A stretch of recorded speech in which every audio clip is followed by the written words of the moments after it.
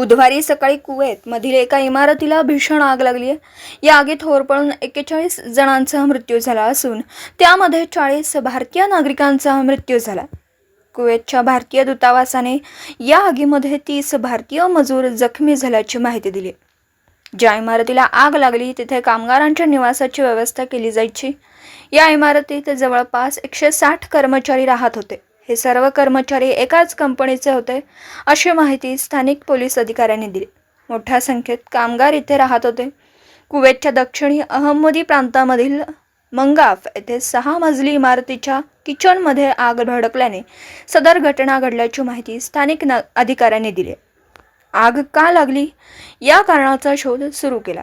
सदर घटनेबाबत भारतीय राजदूत हे रुग्णालयात जाऊन जखमींची विचारपूस करतात अशी माहिती त्यांनी त्यांच्या एक्स हँडलवर प्रसिद्ध केली।